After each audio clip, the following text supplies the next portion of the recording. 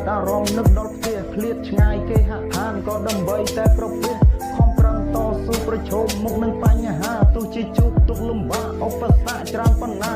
នាងជាពលករផ្ញើខ្លួននៅក្រៅប្រទេសអត់ធ្មត់ប្រជីវភាពដូចជាជននៅតប្រវេស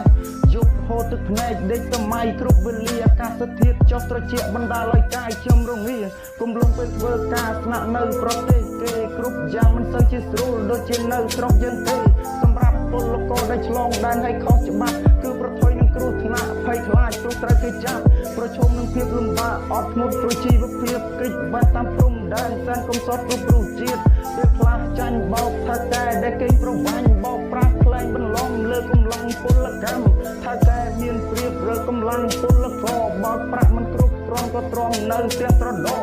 អស្ថិរភាពការងារនិងប្រាក់ចំណូលបាត់បង់នឹងប្រាក់ខែហត់នឿយមិនហ៊ាននឹងពលគុំសោះត្រូវតែទ្រាំតស៊ូនឹងពុះពីដើម្បីគ្រួសារទៅបង្ខំចិត្តថាលាឃ្លាតទីកំណត់ធ្លាប់តែនៅជួបជុំគ្នាត្រូវបង្ខំចិត្តចាក់ឆ្ងាយព្រោះតែអត់ការងារ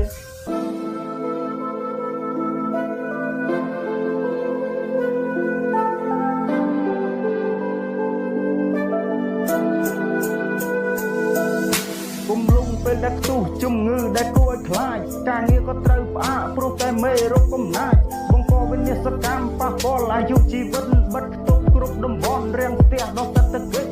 ផ្អាកសកម្មភាពអាជីវកម្មឬមុខរបរបិទច្រកតាមព្រំដែនសែនកំសត់ដល់ពលករពលរដ្ឋដែលនៅខ្មែរអ្នកខ្លះមានស្រែចម្ការពឹងទៅលើផលដំណាំដើម្បីដោះស្រាយបញ្ហាតែការប្រមូលផលផ្ទុយខុសពីការគិតត្រូវដំណាំកសិករចុះថោកដល់កម្រិតចៃលុយធនាគារដើម្បីយកទៅប៉ះទៅចុងក្រោយការបំណុលគ្រួសារក៏អស់ផ្លូវ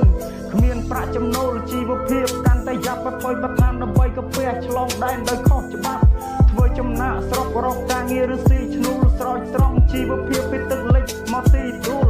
ដើរទៅតាមឈ្មួញចាក់ឆ្ងាយលំនៅឋានទោះបីជាកំសត់ឲ្យតែរកការងារបានប៉ុន្តែពេលខ្លះចាញ់បោកនៅមេខ្យល់គេបោកប្រាស់ថ្លែងបន្លំពិតជាគូអកុសលនារីត្រូវថាកាយជួញដូរដូចទំនិញហានិភ័យនឹងគ្រោះថ្នាក់តាមប្រមាញ់នៃជុំវិញដូច្នេះបើគេបបួលសូមកុំចេះតែទៅគិតឲ្យច្បាស់មុននឹងសម្រេចចិត្តគិតឲ្យស៊ីជម្រៅ